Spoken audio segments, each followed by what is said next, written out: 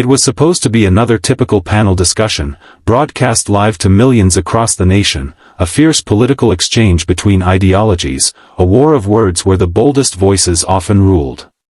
What no one expected that evening was a moment that would send shockwaves across the country. Barron Trump, the youngest of the Trump dynasty, had taken a bold step into the political arena, trying to prove that he could command a room the way his father once did. But what he didn't anticipate was going head-to-head with Congresswoman Jasmine Crockett, a seasoned legal warrior and an unshakable voice of truth. What unfolded was not just a verbal joust. It became a defining moment, one Barron would never forget. It began subtly. The topic on the floor was youth involvement in politics and accountability in leadership. The moderator introduced Barron with all the ceremonial fluff, calling him a rising new voice in conservative youth. He took the microphone, his tone calm at first, but with an unmistakable smirk tucked into every syllable. He began by speaking about lack of discipline in Congress and embarrassing behaviors from certain members. Then, without naming her directly, he made a sarcastic comment clearly aimed at Jasmine Crockett, mocking her hairstyles and questioning whether she belonged more on reality television than in the halls of power. The room shifted. The audience let out a hushed gasp. The smile on Barron's face grew, believing he had scored an easy win. But Jasmine didn't flinch. She didn't roll her eyes. She didn't even blink. She let him finish. Then she leaned forward, took the microphone gently in her hand, and began, not with anger, but with poise so sharp it could cut steel. "Young man," she said, "I know you're trying to walk in your father's footsteps, but I suggest you start by learning how to walk on your own first." The crowd tensed. "You're new here, so let me teach you a few things," she continued. "First, when you attack a woman for how she looks instead of what she stands for, it tells me you have nothing intelligent to say. Second, when you enter a conversation with adults, especially one being broadcast to millions, you better come with facts, not frat boy jokes." The audience stirred, the energy shifting in real time. Jasmine wasn't just responding, she was teaching. Commanding. Leading. "You see this hair," she said, gesturing with a smile. "It's not a distraction. It's not a punchline. It's part of my culture, my identity, my strength. And trust me, I didn't get elected by playing dress-up in front of a camera, I got here by doing the hard work, writing laws, defending justice, and speaking truth to power, something your family has never quite understood." Barron's grin vanished. "Now you might be used to people clapping for you no matter what nonsense you say. But welcome to the real world, where we call out ignorance when we see it. You wanted attention?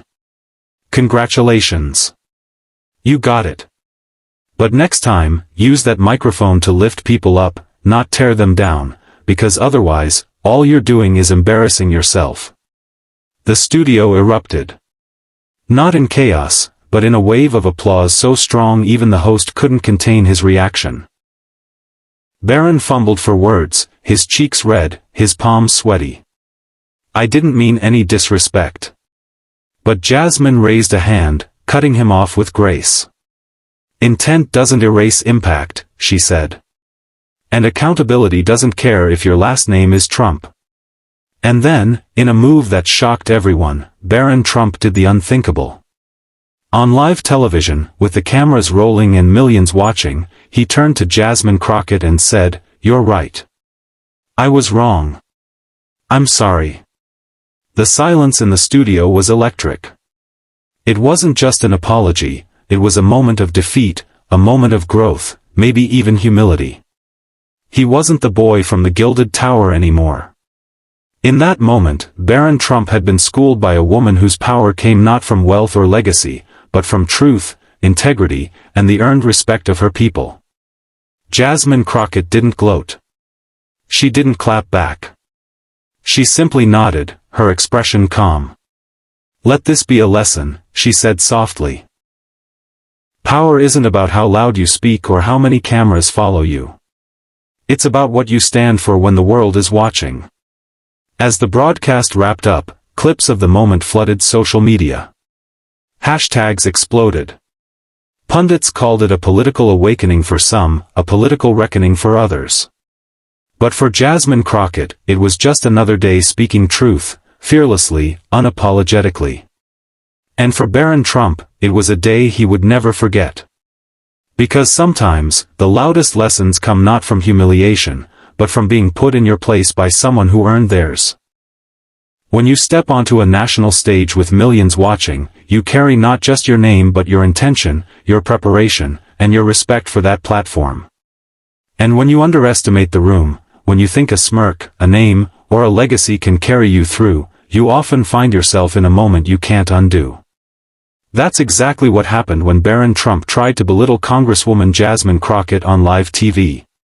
He walked into that studio with the false confidence of inherited fame, thinking he could shake the foundation of someone who had built her platform from the ground up, brick by brick, fight by fight. He came not to contribute, but to provoke. And what he received in return wasn't just a rebuttal, it was a reckoning. Jasmine Crockett didn't just respond to him, she elevated the entire conversation.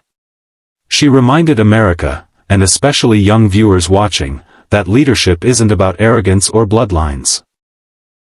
It's about knowledge, resilience, and the power of showing up prepared. She didn't stoop to his level.